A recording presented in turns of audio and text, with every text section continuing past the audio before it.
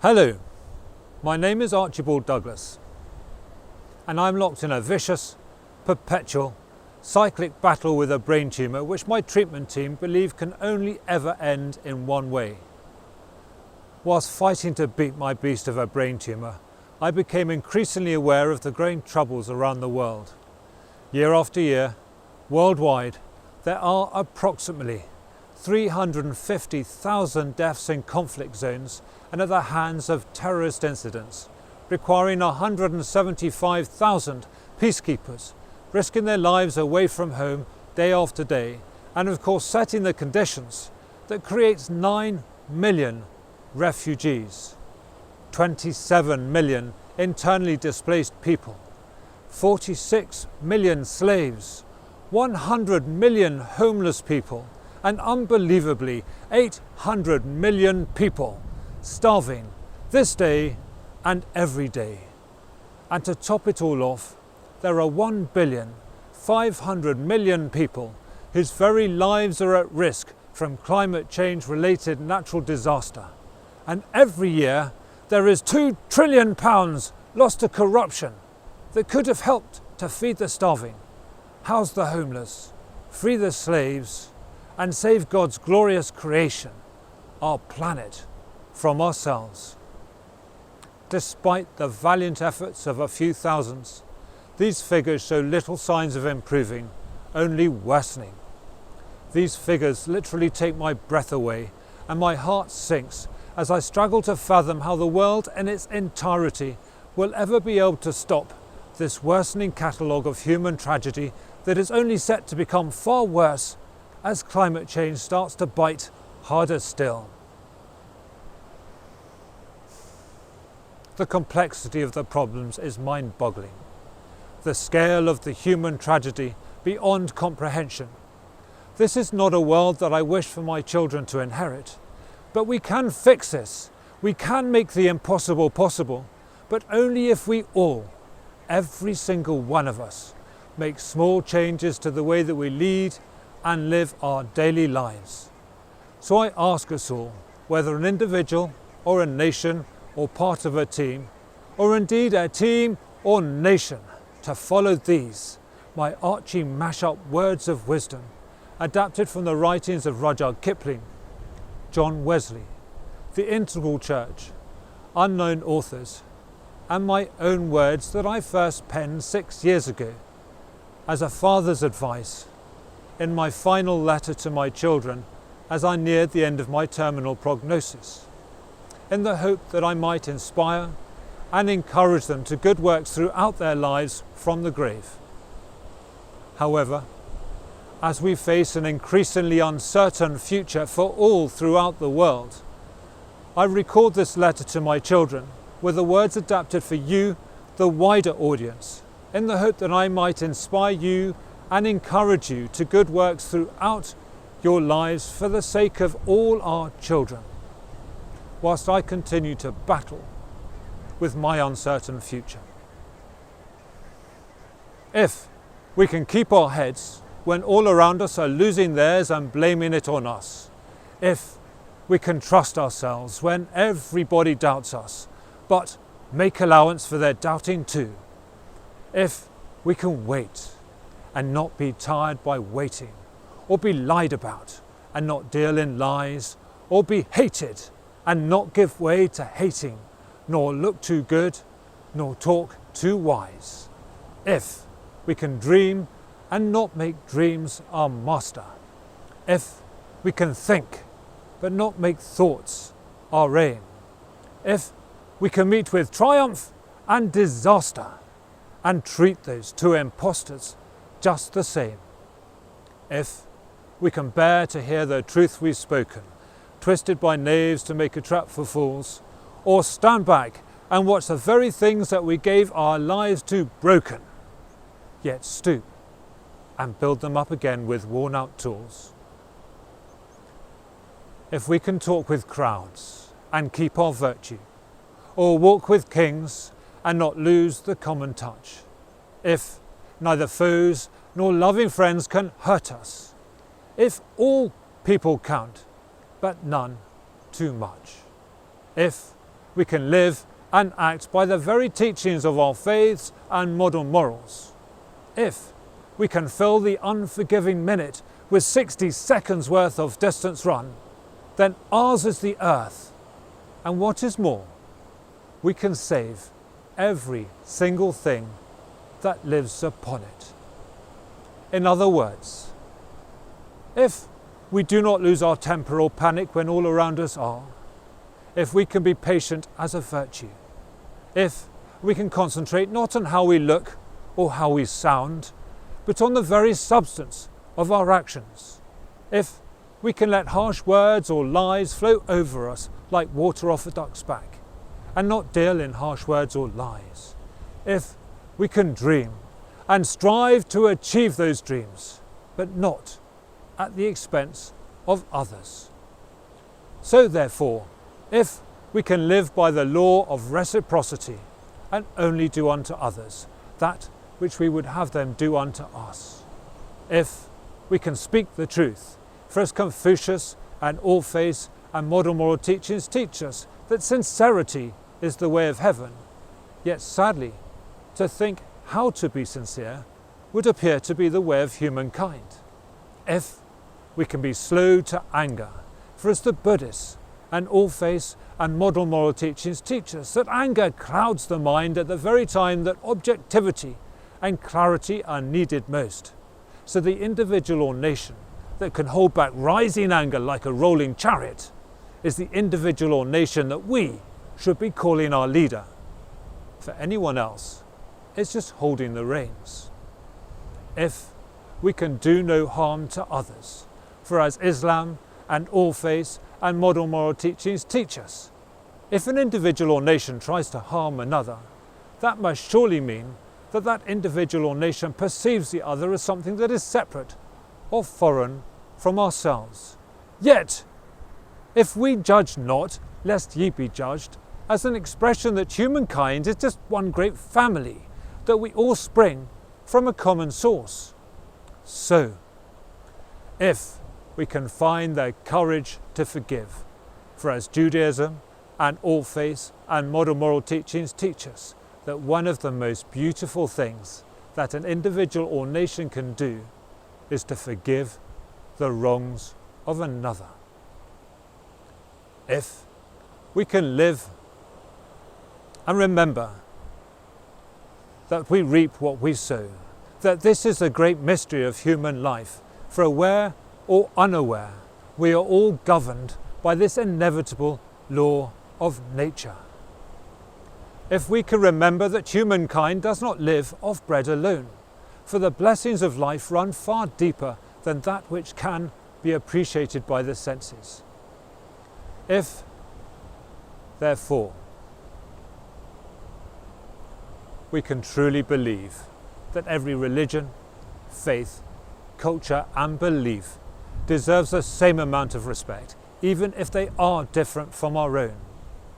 If we can try to follow the spirit of our religious and philosophical texts, not the words, but as Hinduism and Orpheus and modern moral teachings teach us, we must study the words. Yes, absolutely. But then we must also look behind the words to find the meaning that they indicate. And once we have found the spirit of our religious and philosophical texts, then we must throw away their chaff of hatred, having sifted out the grains of truth and love. So no more ifs. Having realised that we all spring from a common source, having committed to respecting all religions, faiths, cultures and beliefs, and to following the spirit of our religious and philosophical texts, not humankind's misinterpretation of the words for their own gains, then surely we can remember that it is far more blessed to give than to receive. For as Orpheus and modern moral teachers teach us, that acts of generosity, charity and kindness will open up an individual or nation to an unbounded reservoir of riches. We can remember to conquer with love, to love thy neighbour, that love is all we need. For as Christianity and Orpheus and modern moral teachings teach us, that acts of faith, prayer and deep meditation will garner us with the strength that allows for our love of our fellow people to become an abiding part of our lives. For love is a unifying force. We can remember that blessed are the peacemakers. For if we can live in the awareness that there is a close kinship between all people and nations, then peace surely has to be the natural result. We can know that heaven is within, for as the Sikhs and All Faiths and model moral teachings teach us, that even as the scent dwells within a flower, so our love for others within our own heart can forever abide. We can remember that as Islam and All Faiths and model moral teachings teach us, it is the duty of all who can to help the poor and the needy. So, if we embrace all those who come to us, no matter how different they might be, if those who come embrace the language, laws and culture of those to whom they run, if we then go to from where they came to help to heal the wounds that made them run, and do not stop until we are done, so that those who came could return once more to the land of their childhood, which so many still call home, to reclaim the life they had to run from without shame. But should they not wish to be allowed to remain without blame, to work for a fair wage should be their aim, to be assimilated into society with us the same, for in so doing there is so very much for us all to gain. If we can live and act by these very teachings of our faith and modern morals, if we can make every second of this wonderful life that we have been blessed with count, then we can stop corruption, we can feed the starving, we can house the homeless, we can free the slaves, we can save God's glorious creation, our planet, from ourselves, whilst also assuring health, happiness and success for ourselves. So take time to think. It is a source of power. Take time to play. It is a secret to perpetual youth. Take time to read. It is a fountain of wisdom. Take time to pray. It is the greatest power on earth. Take time to love and be loved. It is a God-given privilege. Take time to be friendly. It is the road to happiness. Take time to laugh. It is the music of the soul. And take time to give. It is far too short today to be selfish. But make time to work. It is after all the price of success. And make time to do charity. It is the key to heaven. But if, like me, you are not particularly brainy, you are not particularly artistic, you are far from cool, you are not particularly musical, you are not especially athletic or sporty, you have very little money, you are slightly different, do not worry, for you are you, and you are unique, and have such a powerful voice in the way that you speak and act, but also in the way that you listen and act as part of the wonderful worldwide diversifying team in which we all find ourselves.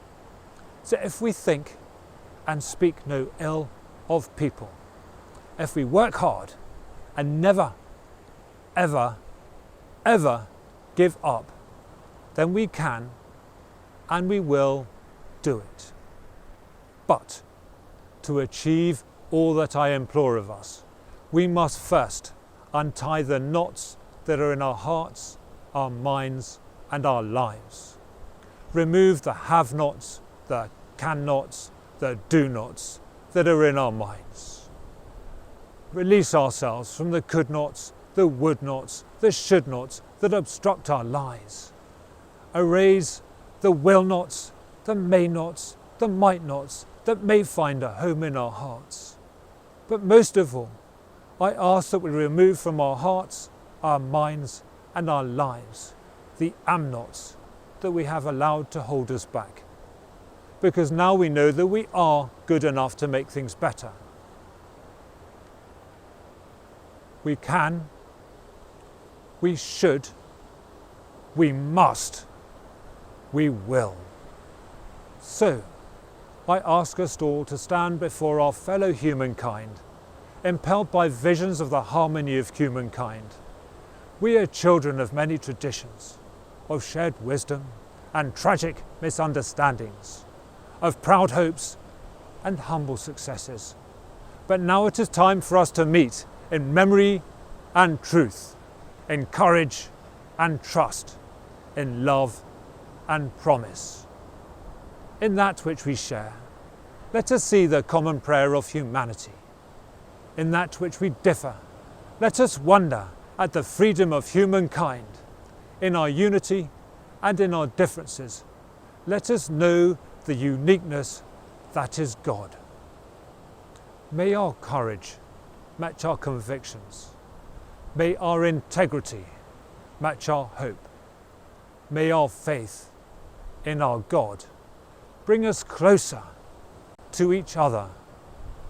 May the meeting of past with present bring many blessings for the future, because there are many enormous and important jobs that need to be done.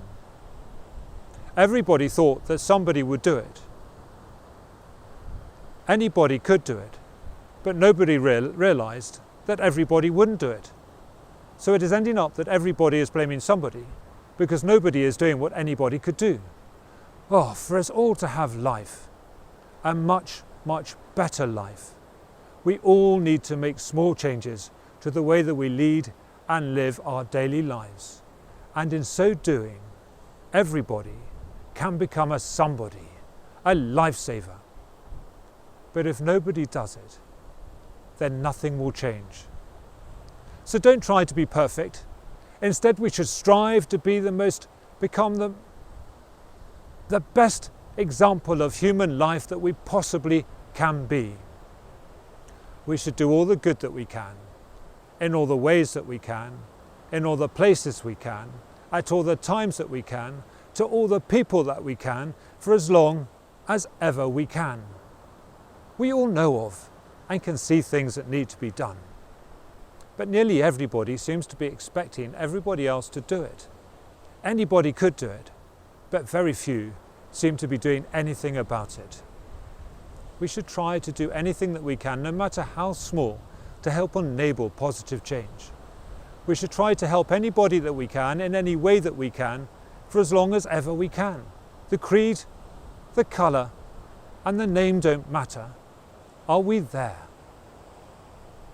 Perhaps you could start by challenging me to beat my beast of neurological dysfunction, to try to prevent my brain tumour from returning as predicted, and if it does, to beat it back again with your sponsorship for just £1 a month for the Disasters Emergency Committee.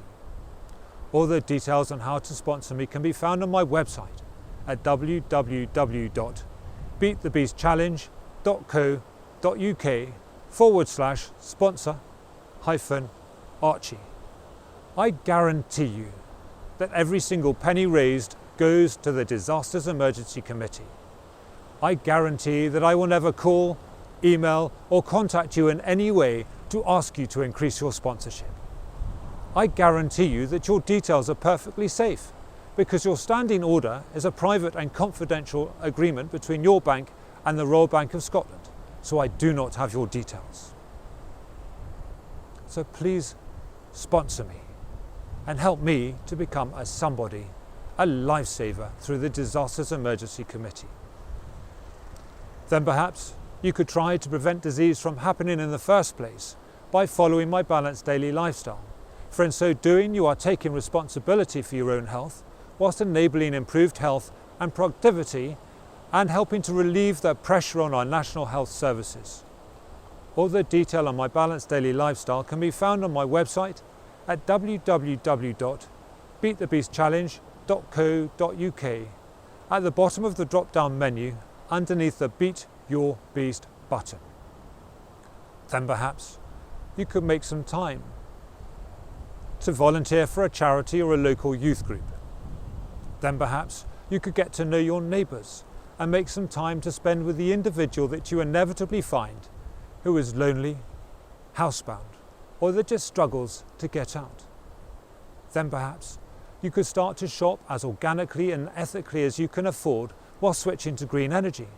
For in so doing, you are helping to relieve the pressure on our environment, you are helping to spread wealth to the world's poorest, and you are helping to clean up the air which so pollutes our bodies, climate and environment.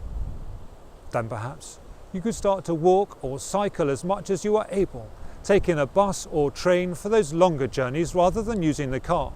For in so doing, you are improving your health and fitness and reducing further the pressure on our national health services, whilst helping to clean up the air which so pollutes our bodies and is driving our climate to change, risking our very food security and the very lives of billions of people.